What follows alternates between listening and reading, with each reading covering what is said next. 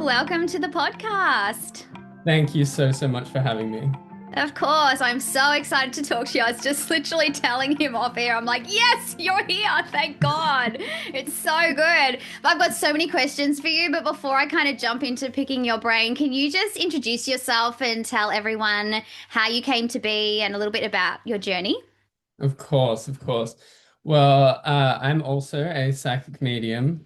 I kind of eased my way into this when I was about 15, and then when I was 18, I had a few experiences where the spirit world kind of bombarded me, and it was just one thing after another. There was a whole range of experiences that led me to developing and stepping into my abilities, but the main one, which I love to share because it teaches people so much about what it takes to step into your spiritual power, was when I was 18. It was right in time with when I came out of the closet and stepped into more of an authentic version of myself, that all of my abilities just activated and rose to the surface like crazy. Because from that age of 15, I was dedicated to unlocking and understanding my psychic medium abilities, but it wasn't until that happened that the spirit world started just like showing up out of nowhere, standing behind people in the cafe that I was working at, and like just all this information bubbling up into my awareness. So I love to share that part of the story because it teaches people that this is so much more about self-work than what people often think it is. And if you're hiding any element of yourself, then you're not allowing your spirit to shine through and all of its capabilities to shine through either. That is so true. It's so funny. Just as I unmute myself, someone's like knocking at my gate. So funny. Anyway, synchronicities. But Jade can get that. Um, okay, so I actually want to tap into this like the natural born medium kind of question, I guess, because I get this asked a lot. Like, how do I know if I'm a psychic or if I'm a medium, if I have something, or if it's just something that, I'm just meant to not really do anything with? How do you teach people to like know if this is something that they could do? Well, I think I like to use the analogy of singing. It's kind of like everyone can learn to hold a tune, but not everyone's going to be Mariah Carey or, you know. It's so true. Some people maybe stick to doing in the shower or, just for their own enjoyment. But I think it's not something that is unique to some people. I think it's just something some people are more natural within, or people have more natural potential within. But I don't think there's anyone who doesn't have to work really, really hard to refine it and understand it. And I don't like calling it a gift because I Mhm. think that like insinuates that it's been handed to us on a platter. But as you know, it's not the case. So it takes a lot of work and dedication. So I think everyone is Oi, it's intuitive, Jade. and in My mum mediumship, thinks I'm like cool. we're Do you learning know to what else my re-access mum something thinks is that we've cool? always known. It's Our the Lime language Glow of our products. spirit. Be And it's cool. just energy. Get some And it's Lime just Glow. learning how to let that filter through our human, but it's not anything that we haven't all always been able to do on a soul level. Yeah, it's so true. And I love that you say you work hard for it, like to hone it and to it's kind of like any kind of skill, I guess you have where you have to, you know, it takes work. And if you want to Yeah. put in the work, great. And if you don't, cool. Like it just Yeah. depends on whatever you feel called to, I guess, in any way, shape, or form. So when you first started out, how did you hone in on like this for you? What was your experience like? Did you have one Claire that was more, I guess, fine-tuned than the others? How did your spirit team play with you, I guess we could say, on allowing you to access more? It's funny, and I always teach this to my students because I feel like in the beginning and in watching people first unlock their abilities, everything comes so easily and so in your face and so clearly. And it's almost like it's stronger for you in the very beginning before you have any idea what you're doing. And then Yeah. once you start to get an understanding of how it works for you and what to expect, and you start to filter the information a bit more through what you become familiar with, then you really have to learn to reach outside of that. But when I was first beginning and I first like discovered the energy that you have to be in to communicate with the spirit world, and once I cracked the code on that, I would see like a portrait in my mind of the spirit I was talking to every time, like it was right in front of my face. And I'd be like, this is what they look like. This is what color hair they have, what clothes they like to wear. And that was such a trustworthy place of receiving information. And then after a while, that just stopped happening. And I was like, what the hell, spirit? Why aren't you showing that to me anymore? And it wasn't that I wasn't able to get that information anymore. It's just that I didn't have to use as much energy as like fully materializing this image in my mind to be able to get it. So as you get more developed, the senses that you receive actually get more subtle and less clear, and your abilities don't feel as tangible as what they do when you first discover them, but you're able to get more. Have you had the same experience? Yeah, I was just gonna say, like, when I first started, everything was very clear visually for me as well. Like, I saw people and I could see them behind me, and I saw lots of like flash images of things. And then one day I couldn't see at all.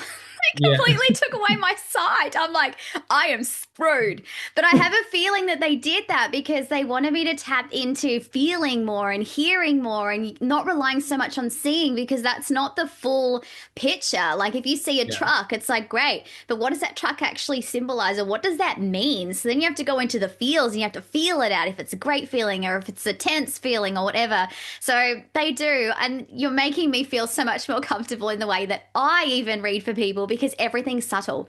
It's like Yeah. quick and too quick sometimes, that I'm like, oh, I've just got to quickly say that because I'll forget it because I'm still moving forward and I'm continuing to get all the new signs. But it's rough. You have to trust, and trust is hard. I know. It's like the It's constant reminder you have to come back to over and over again. It's like, why did you yeah. take that away from me? It was so easy. It was, and it gets harder, but it also gets more fulfilling, I feel, because when I'm tapping in now, like even the other day, I got something. Every day I'm getting something cool. Like I'll be like, oh my God, I can't believe I got that. Or that was so cool that I was able to tap into this. And I didn't get that stuff when I was first starting. It was Yeah. more simple perhaps, or like a bit more surface, whereas now I'm able to go deeper, like to the crux of everything. Did you find the same thing, like it was a little bit more PC at the start and now the messages are just so much more full? I would definitely say that now I can like yeah, after lots and lots of development, you can get much more specific things that feel very, very confident to you. And in the beginning, it's kind of just like a question of whether it could be true, even though it hits you so hard and so easily. So yeah, you can definitely go so much broader and into so much more depth. Yeah. And how do you, that's what I mean. I just want to pick your brain about all things mediumship. So when you are like reading for somebody and you get a sense about something, do you spend like, how do you unpack the story, or how do you like peel back the onion layers? Do you sit in a particular image that you got, that you first got when you first started connecting, and then you dig deeper into that one first image that you got, or do you allow things to flow with like different pieces of information coming at you? Like what's your style? I'm fascinated. I would say I never try and get into a structure where I expect my readings to start the same way for me every time. Like Hmm. I start to get familiar or they start to happen in a similar way each time, then I that's when I realize something's going off because I'm starting to control the process. So I like to try and try and get them to keep me on my toes by starting with something unfamiliar or something random each time so that it can just be very much led by them. But I would say half the time I don't have any idea what I'm actually talking about, and that's when I know it's going really, really well. So true. I'm always like that too. I'm like, I hope this makes sense. Yeah, I have no yeah. clue. That is really quite interesting. And I think that that's something that's really hard for people to understand as like, you know, the sitter or your client, whoever you're working with, is that when we do start a reading, it can be a message might come through straight away, and we haven't even unpacked who this person is yet, but there's straight off the bat, they're in with like a hard hitting message, and the sitter's waiting for you to validate all this information about who that is. How do you sort of work with the client or the sitter to make sure that they're open to hearing all the things and be with you for the journey? Do you start a Mhm. certain way, or what's your take on that? Well, I always try and tell people that, well, I don't tell people this, but I try and like show them and demonstrate to them that they have quite a significant impact on the direction of the reading Yeah. themselves. And some of those people who are more closed off in their energy, we don't want to go as far out on a limb for without information. Like we will always try our hardest, but if we can tell that someone's being very harsh on us, it stops us from wanting to go for those more wild, out there, crazy pieces of information that are available to us. Whereas with people who are super open and super receptive, they always get such a powerful reading because they're supporting us in our process and helping us to go to those crazy places and being very understanding. So I think people who rehumanize the process and lower their expectations and the order in which things should happen and the way in which things should happen get so much more of a magical experience when they come for a reading. Whereas people who come with like this, okay, prove it to me, give it to me in the order and the structure, we can do that for them, but we're never going to be able to get into that amazing place that we know we can get to if we're working for someone who we know is going to be a bit harsher in their judgment of the information that comes through. So I always try and tell people like expect things to come through in a way that might not match what your expectation is. It might not be the person you're thinking will come through first to open the door and get things started. Uh, but that is becoming a bigger and bigger thing for me, especially as people are coming with higher and higher expectations, I would say. And you would be the same as well. Like people before, maybe in that time before you were well known and people had this idea of what you're going to be able to do for them, they always came with those lower expectations and the magic happened every time. Yeah. And it's still, you still can get there, but now that people come and they're like, oh, I've gotten to the front of the wait list and I finally get to see her, they're like expect to be blown out of the water. And sometimes the energy they come with because of that can lower the experience that they could be having if they weren't being so um, harsh in their expectations or I would say specific in their expectations. Yeah, I agree. And that's why I kind of asked you that. I was like, I wonder if we're very similar in the way that we sort of operate in that way. And I'm so much better when someone comes in and they're like, give it to me. I'm like, all right, let's go, kind of thing. Let's go on the journey together and have it be a fun experience for all of us. And to think it Yeah. doesn't have to be so heavy the whole time that you're reading for someone. Like there's so many light elements, which I'm sure you know too throughout readings. They spirit make me laugh every day. And I'm Yeah. grateful to that. That's what makes me keep coming back. I'm like, ooh, who am I going to tap into today? What are they going to tell me or show me or teach me? So, the thing that I love about you is that you have such a coaching, mentoring, like teaching element to you. Have you always had that inkling to want to lean in that direction, or did that develop? I have always been very like, I need to understand things. Like, I need to understand how things work and where the ideologies have come from. And if I Yeah. can work out a way of wrapping my head around something, I'm like a dog with a bone. Until I understand it, I won't let it go.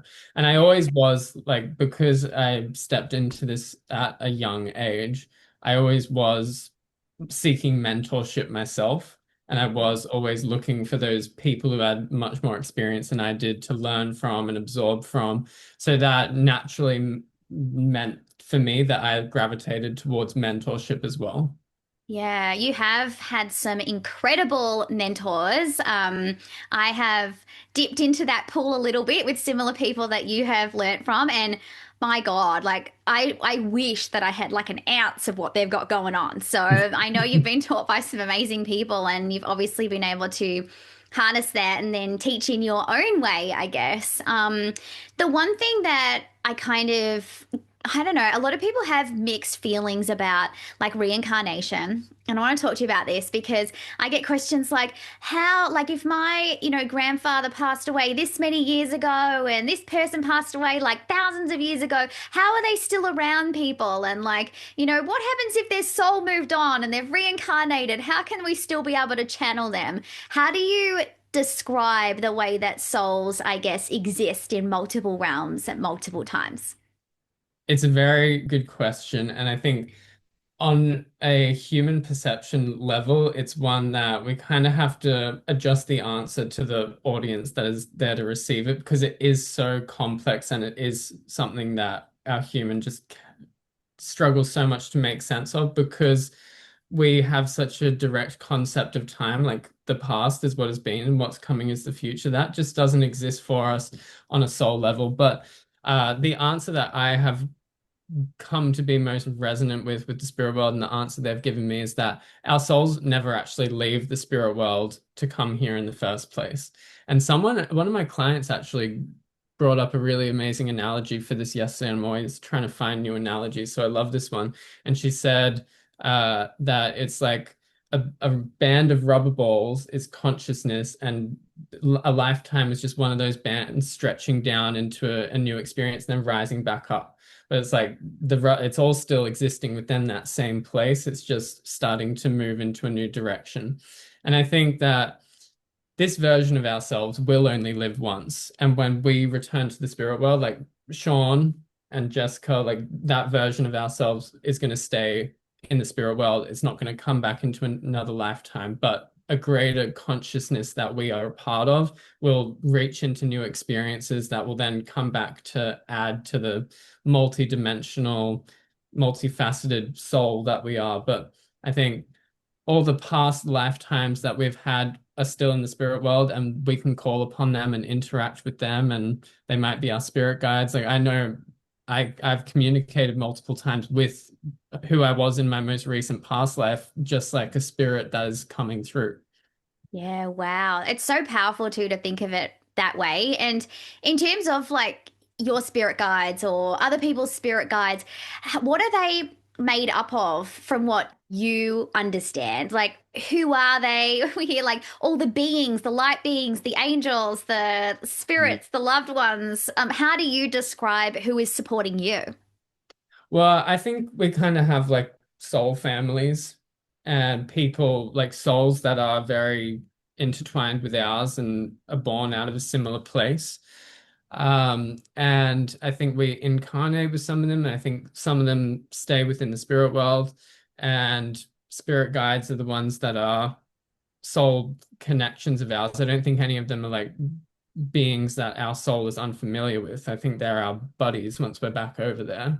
Yeah. And I feel like angels, and it just gets grander and grander, but essentially it's just all the same consciousness separating itself down into smaller, more independent like ways of understanding them. But I think angels are more of like a collection of beings Yeah. expressed as one. And it just keeps on getting smaller and smaller until it gets to one of us. And we're like just here as this uh, divided down version of that source consciousness experiencing independence. But really, it's all just an illusion of separation that there never actually was.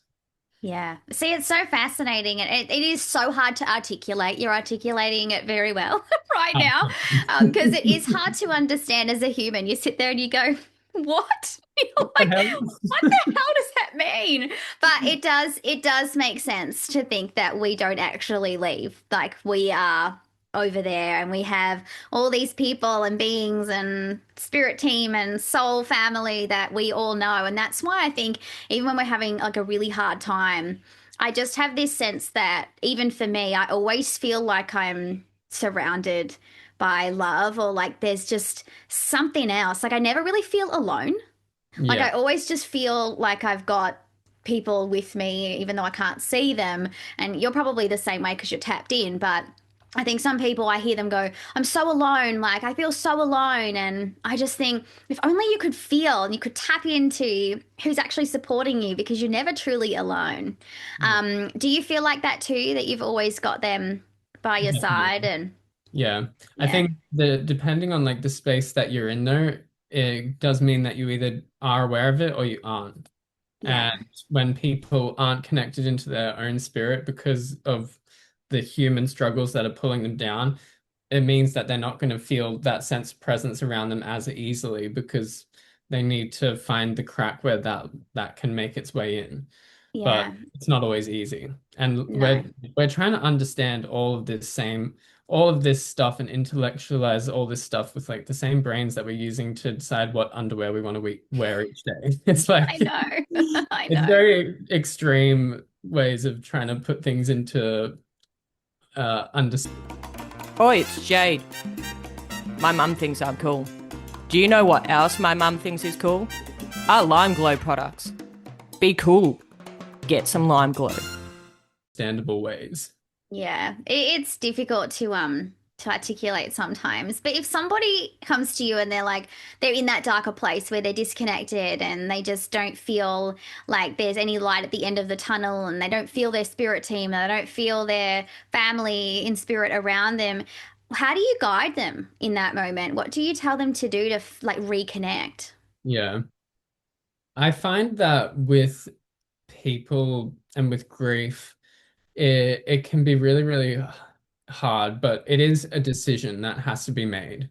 And Mm. usually people don't want to make the decision to give themselves a little bit of peace or give themselves a little bit of relief because they feel guilty in doing that. But I find that when I relay to people that the way to reconnect and the way to feel that sense of connection again is to just offer themselves a little bit of grace and a little bit of relief. That is enough to let the wall come crumbling down, even if it is only momentarily, because we can't always connect for people when they're in that depth of grief because the Yeah. energy is just it can be too hard to bring up. Mm. But in that moment where we say that to a person, if we relay like, I need some ease around your energy if we're going to be able to do anything with your loved ones today, Mm. and teach them that, it can change immediately. And that moment of relief where they let go of that, like, I need to punish myself and stay within this heaviness right now, if they can alleviate that for a second, then we can connect for them. And I Yeah. think sometimes it's just a matter of explaining that to them. Mm. And that can be enough to get them coming back up onto their feet again. Yeah, that's true. And that's the thing, it just takes a moment. You know, everything can change in a moment. People say that. And it is very true. Yeah. Um, so changing gears for a minute, when you think about like, or when somebody is thinking about what happens when souls do cross over to the spirit world, what's your experience about what happens when somebody does go over to the spirit world? What do you think happens? Do you believe in the life review? What's your take on all of that? I definitely believe in the life review and all of that. I like to explain it as like a moment of ultimate understanding, of just having awareness of everything and from a higher perspective and learning. But I 100% believe that in transitioning to the spirit world, we leave behind any of the human aspects of ourself that are of a lower frequency and do vibrate at that earthly level, which means that we can't take any pain or sickness or anger or resentment or anything like that with us. Uh, and I also believe that energy can't be created or destroyed. So sometimes when those things get left behind, they can interact as their own energy, and people can experience like hauntings or ghostly kind of things in a negative way because that energy has gone to a place, but it's not the soul. I think that the soul is a light that can never be tarnished or diminished. It can never not be bright, can't exist within lower realms of frequency without a physical body to be there. So I Mhm. don't believe that there's any decision that has to be made in passing away of a decision to go to the spirit world. It's like you can't go to something that you are. So you Yes. just are the light again. And uh, I believe that our way of understanding things and the way in which things are presented to us is going to be in a way where it's very welcoming and it feels very safe, and it's a reflection of all the things that we have loved in this lifetime. So when people pass away, and from what they've shown me in the spirit world, is they often meet and reunite with all of their loved ones in a place that reminds them of one of their favorite places. It could even be an exact vision of their favorite place in the world. And as they kind of spend more and more time there, then they just become more of that all-knowing being that they always have been. They remember that we remember we're not just this version of ourselves, but we're all of them.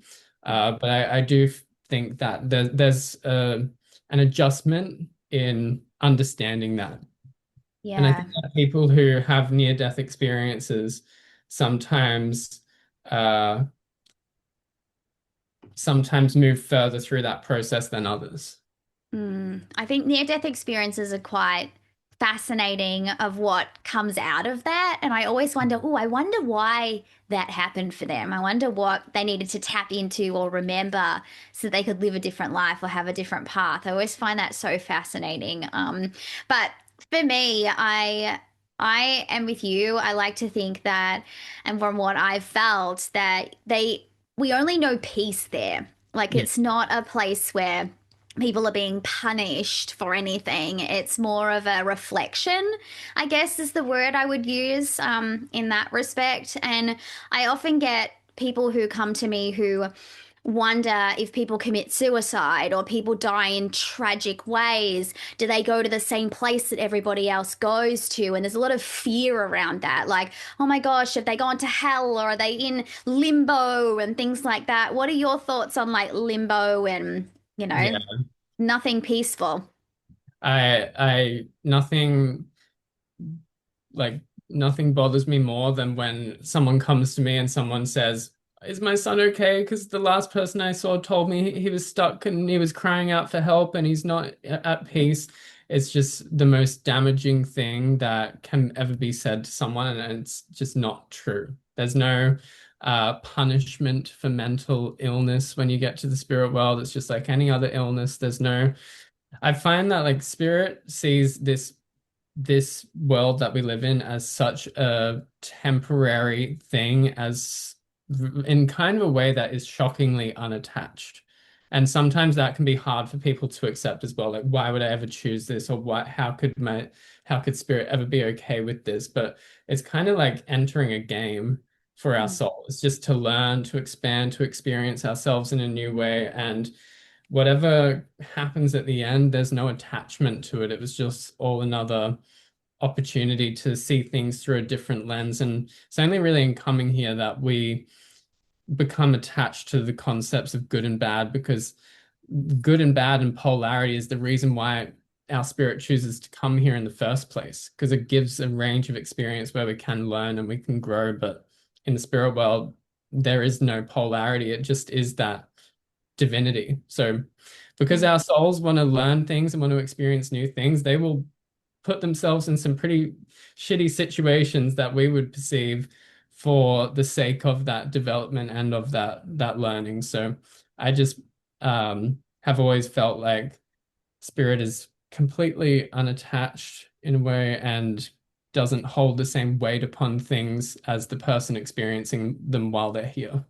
Yeah, and I think too, well, I hear a lot, oh, what if I do this? My mum's disappointed in me in spirit, or what if my, dad doesn't like who I decided to marry? And there's lots of questions around that. But I always like to think that they understand that you're here to do whatever it is that you need to do. And Yeah. so they're not judging in any way, because I'm sure there's things that they did too when they were here that they're not proud of, but they're like, oh well, kind of was what it was. Do you have the same views in Yeah. that way?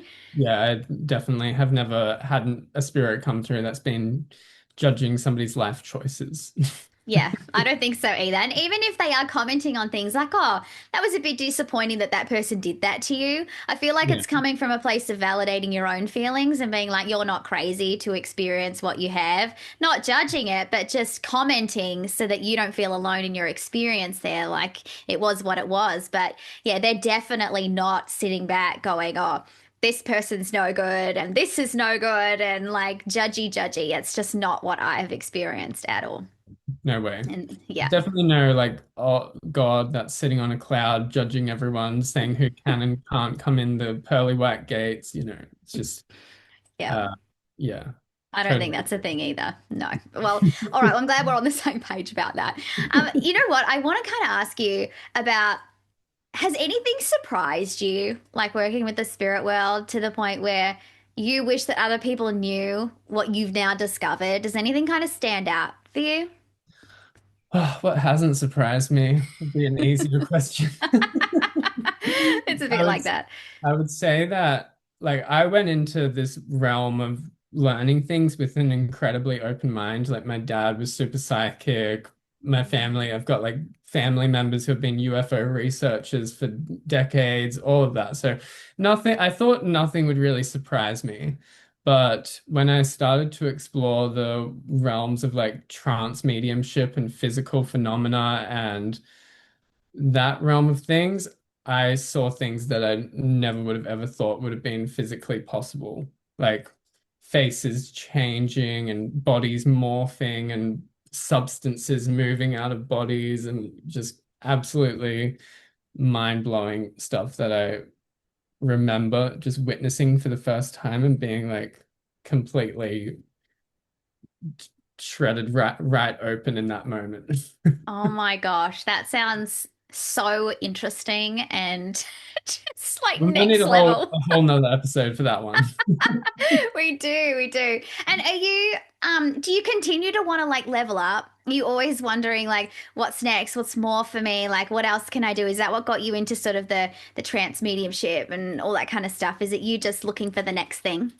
Yeah, the mediums I learned from were always like invested in trance mediumship as well. So it was just something that I was exposed to and then naturally wanted to explore myself. But I find that exploring things like trance mediumship and demonstrating and all of that, it helps it helps me to become far more fully rounded as a medium and all of my abilities to become more confident within me and for my spirit to be more embodied and like we can't really do readings for ourselves.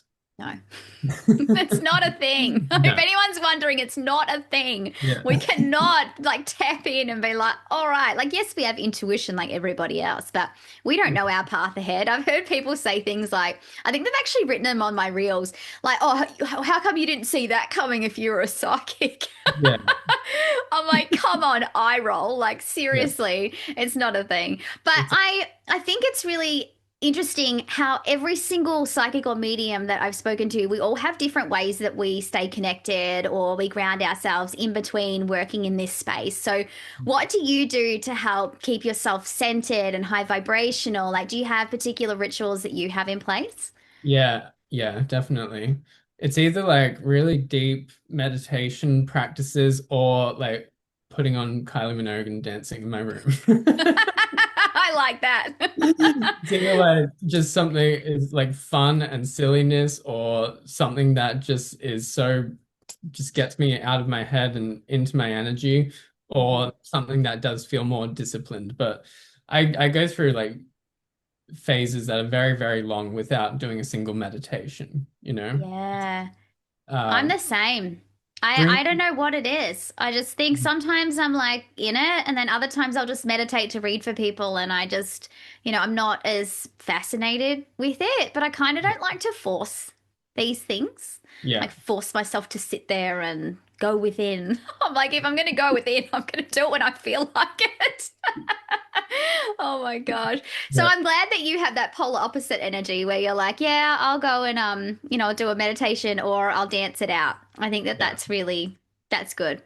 And like just you can just live your life in ways that help you feel more soul embodied and connected, and that can just be simply through how you choose to let your thoughts be in the day, or Yeah. how you choose to see things. And people think that they need to be like meditating and doing all this stuff to be spiritual, but really, life itself can be a very, very spiritual experience just through the most simple, mindful practices to bring in a bit of being a bit more spirit led and a bit less anxious and a bit less driven and all your ambition and hooked into your phone. Like you can just do the most simple things to bring you back to your center a bit more. And it doesn't have to be a 45-minute meditation or anything like that. Yeah, that's so true. And so with your because I'm playing around with my energy at the moment. I feel like I'm like, how much can I like, what's my capacity, I guess, when it comes to connecting with spirit and what what works for me and what doesn't work for me. When you like first started out, were you tapping in like whenever, like you'd have readings like all the days and you'd just be tapping in and out all the time? Are you now a little bit more structured with how often you will intentionally connect to the spirit world for others? Do you have, I'm only going to tap in like that, 4 days a week? Or like, have you figured out your parameters or what you Oh yeah, can't feel comfortable with? I've gotten really lazy. I love it. Over time. No, I'm joking. I used to just have no boundaries at all. And I remember one day doing like 16 readings, and I walked off the street and I walked headfirst into a person and just like collapsed on the ground. And I could not even get myself home. I was so out of it and so like mentally foggy that it was a big wake up call. And I've discovered over time that like the less I do, the more I can hold. And Mm, now I won't do more than 4 a day. yeah. That's my absolute maximum. And I do try and keep some days during the week to like refuel, because it takes a lot. Yeah. Yeah, I agree. You know what's funny? My quota is about four too. I can push Yeah. for the five. I used to do seven, Yeah. like and I was like, oh, I can do it, I can do it. And now I'm like, four's a really nice sweet spot. It's Yeah. like you still got enough room in you. Like you could do a little bit more, but you're not like completely capacity. Like you're not getting to capacity. Like you can kind of give a little bit more. Whereas I used to deplete myself like that, Yeah. where I would be like headache, get me to bed, like just completely wrecked. And I Yeah. think with me, because I come from a corporate background, so I'm always like, I can do more. And you know what? I can. And I used to because I could. It's just like go, go, go, go, go all the time. But just because you can doesn't mean you should. Yeah. Yeah. I'm I'm like, learning that. should I be in my last reading of the day trying to like draw upon one final brain cell that's popping around in my head on its own, or should I save them for tomorrow? That's so true. Oh my gosh. It does feel like that though sometimes. You're like, I'm going to give this everything I've got. But I was actually talking to my kinesiologist the other day and she was saying to me, Jess, like maybe a different way you can look at it is because sometimes I walk away from readings and I'm like, oh my God, I gave everything I had for that one and now I'm really wrecked. And she goes, but maybe you should visualize you tapping into this like energy field that is, not within you, it's outside of you from the spirit world, and you're taking the energy from that rather than depleting it from yourself. And I Mm. loved that. I was like, oh, I can visualize that. Is that how you sort of work things when it comes to your energy, or how do you operate? I definitely try and fuel myself as much as possible by staying connected to a greater power, but there's no denying that like your physical body and your brain takes a toll. And they Yeah. did this study on mediums at some university quite a while ago now, but they hooked them up to machines and they realized that when mediums are connecting to the spirit world, their brains were firing the same synapses as someone who's having an epileptic fit. Really? Yeah. So like our brains learn to be able to facilitate like a lot of energy when we're connecting to the spirit world. And it's like having an epileptic fits for 5 hours a day. It's like you try and do that and not be drained and absolutely exhausted. I wonder we're operating on the last brain cell by the end of Yeah. the day.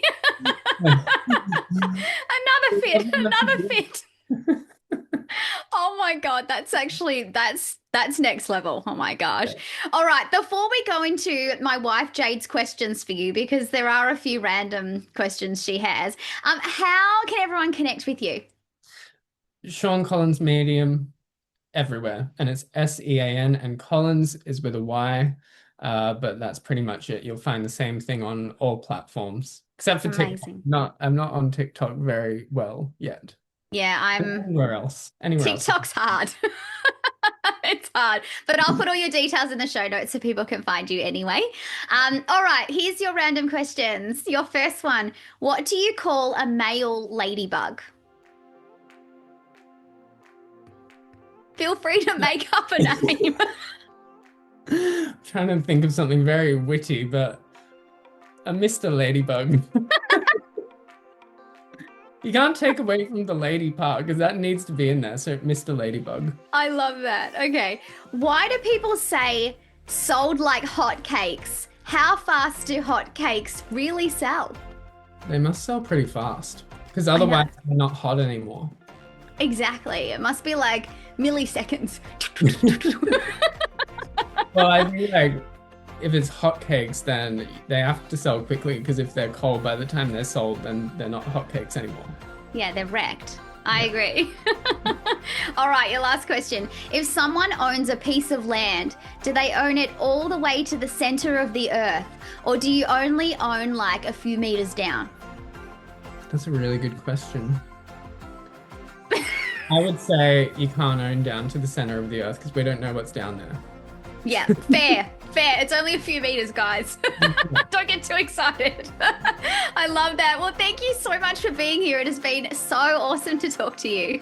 So lovely to connect with you. Thank you so much for having me.